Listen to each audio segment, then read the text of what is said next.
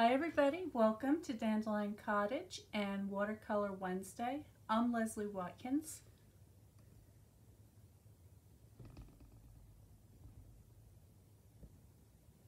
I hope everybody's well today. I have a quick project that I want to do.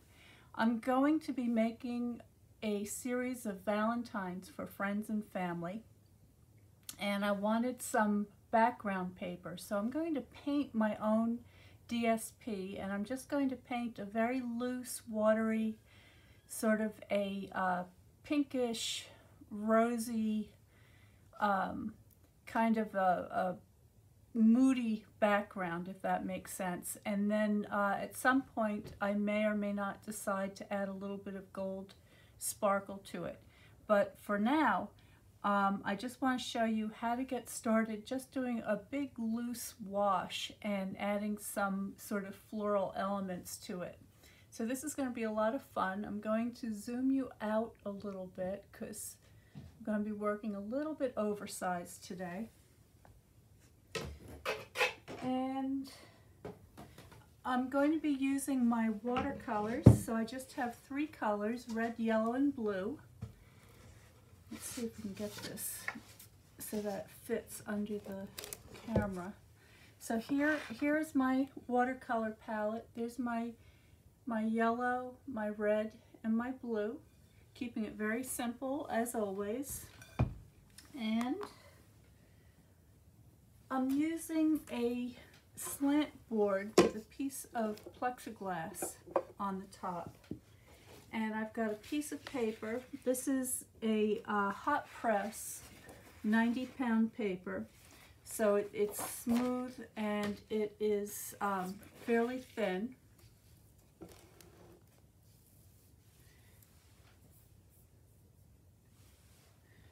So I'm just getting my things organized. I also have my my brushes here. So I wanted to use some of the bigger brushes than what you typically see me use. So I just want to show you my collection here. So I have an assortment of squirrel mops. I've got some large flats. So this one measures 2 inches across. And then I've got all sorts of other various shapes and sizes, but mostly these are what I would call wash brushes.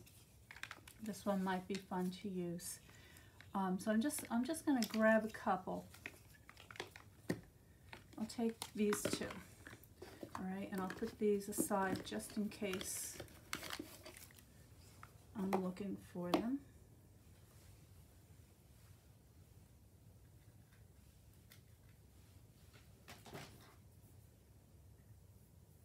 I'm just checking my settings, and I see Kelly and Sandra. Good morning, good morning. I have a spritzer, and I'm just going to take my paper and give it a light misting. It's going to be drying fairly quickly in here today because of the wood fire, so I'll probably have to mist it a few times as I continue to work.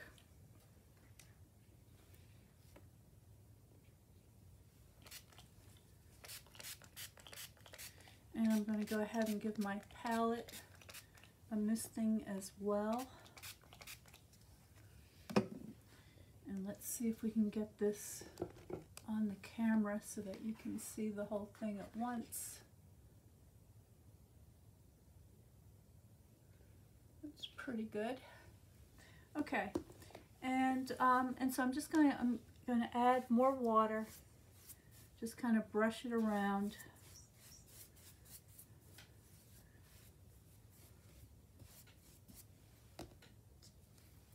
Just want to make sure there's no bubbles. Here we go. And then on my palette, I'm going to use my squirrel brush, and for those of you who are interested, this is a number 8, and this particular brush was made by Winsor & Newton. And I'm just going to make a big puddle of some kind of peachy toned watercolor. Just kind of dab that around. This is just going to be my background wash. Keeping my edges soft. And I'm just kind of swirling some vague sort of rose shapes. Let me get that hair off of there.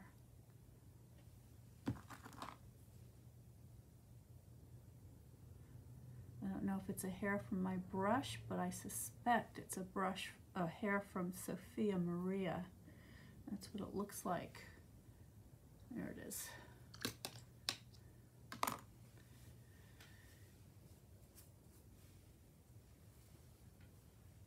Here's Cheryl. Hi, Cheryl. She says, I've been having trouble hearing you and cannot turn my phone volume any higher. Well, Cheryl, I don't know what to say about that. Maybe if you were watching on your computer, you'd have more control. All right, there we go.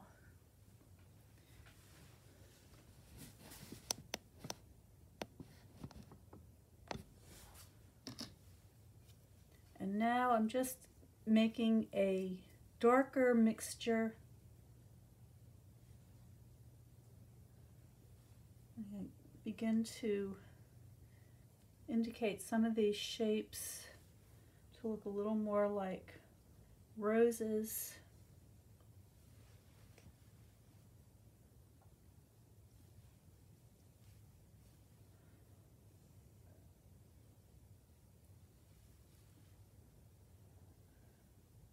Okay, so the idea here is just to paint quickly.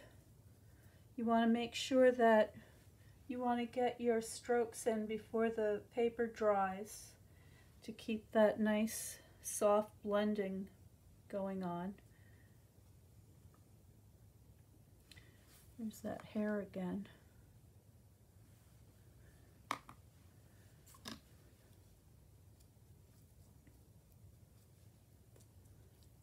And remember, your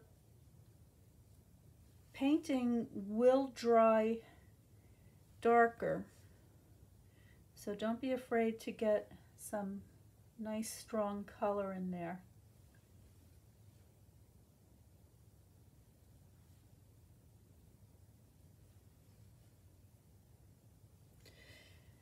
If any of you are interested in learning more about watercolor painting, there is a wonderful session going on right now in my watercolor card club.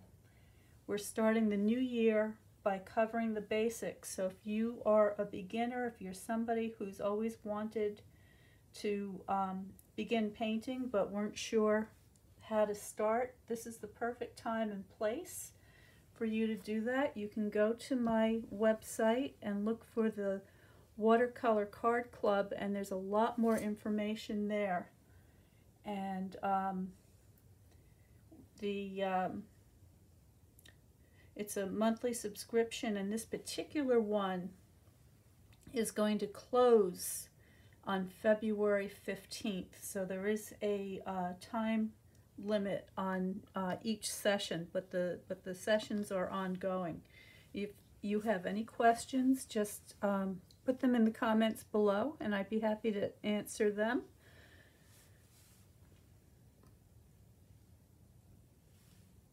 All right, so I think that is enough with my larger brush.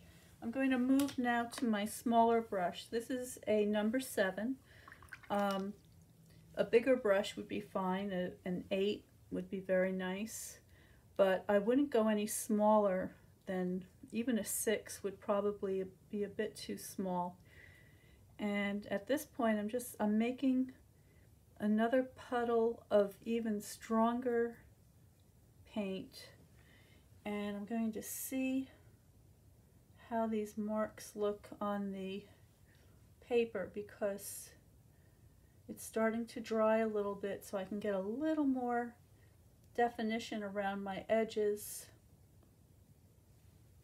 So that's what I'm doing. So I'm just figuring out where I want the centers of my flowers to be. Very easy, very just a little kind of an abstract impression. You don't have to worry about your drawing too much. Just kind of get a nice overall design established. Now don't forget, I'm going to be cutting this up into little pieces, so I'm not thinking about an overall composition right now. I'm thinking more about pattern and rhythm, so that each little piece that I cut apart later will have a nice balance of color. Right, I'm going to add a little pale green to indicate some foliage here and there. And I'm just kind of using my brush to recreate the shape of a leaf.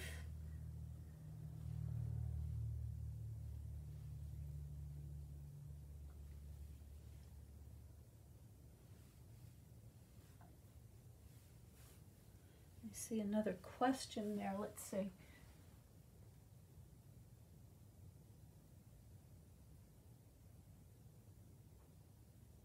Okay, all right, thank you. We looks like the audio situation is under control, so thank you, everybody. Now I'm going to go back into my blue and my, excuse me, and my yellow, and I'm going to increase the strength of my green. Still getting a very soft edge, and that's nice.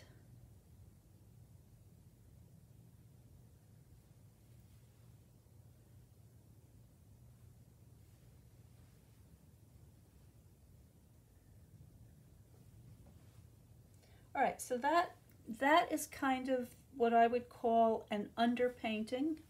All right, so I've got my pattern covering all of the paper,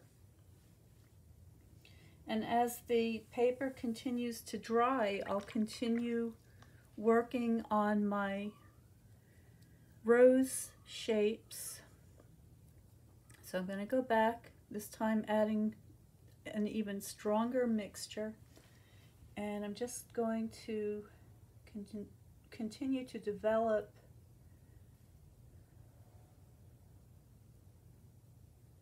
the flowers. Now when we talk about darker colors, we call them values, so hues and colors. So what's the difference between hue and color? Well, a color is the basic overall color that we're talking about, but hues can refer to slightly different shadings of that same color, and value talks about the lightness and darkness of any given color. And when you are interested in depicting a three-dimensional form, such as a flower or a rose, you'll find that the values are the thing that's going to help you to describe that form best, and that's why it's such an essential lesson. And I go into that much more in the Watercolor Card Club than what I could do in a quick little video like this.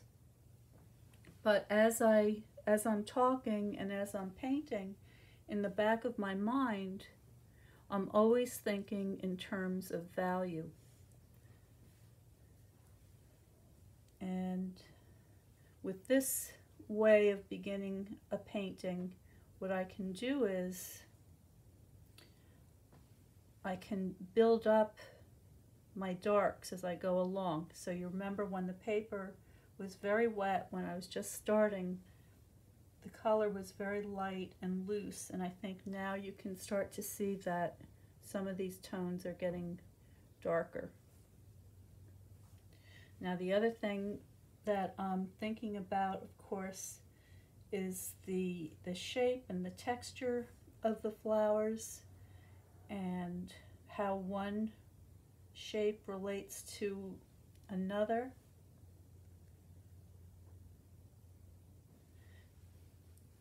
I'm starting to be able to get some a little more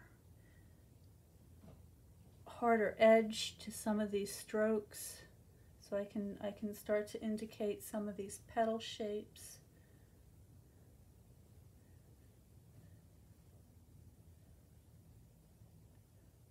And hopefully I think that you'll see that it begins to look like a beautiful bouquet of roses.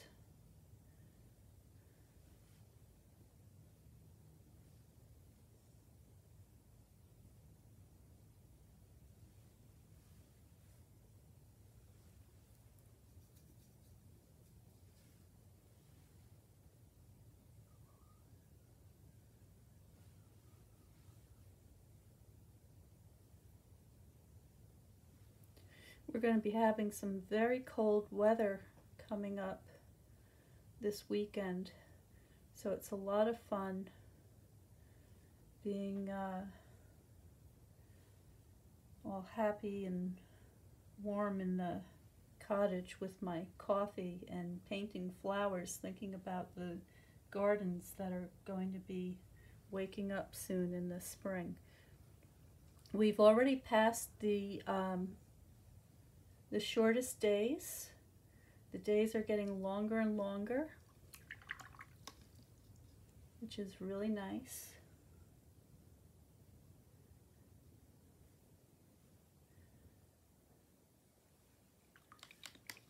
Okay, now I don't want to forget my leaves, and I want to make sure that I have a nice balance of color. So I'm going to get some of this kind of a blue-green tone, because I think that looks really nice with the peachy tones of the roses. So I'll just kind of dab that around. And what I'll probably do is put this aside and let this dry for a little while, and then later today I'll come back in and I'll actually draw in some more careful kind of leaf shapes and stems. But for now, I'm just going to take advantage of the moisture and get this beautiful, soft, kind of runny effect. And then on Saturday, for Paper Crafting Saturday, live at 12 noon Eastern Standard Time, right here, I will take some of the pieces that I paint today and show you how I use them to make cards. Alright, so I think that's about it for now. That should give you some ideas on how you can get started painting your own designer series paper for background for your card making. And if you decide to do something like this, I'd love to see what you do. We have a group called Dandelion Paper Pals where people are invited to share their work and inspire one another. It's a wonderful group of people, very supportive, very friendly.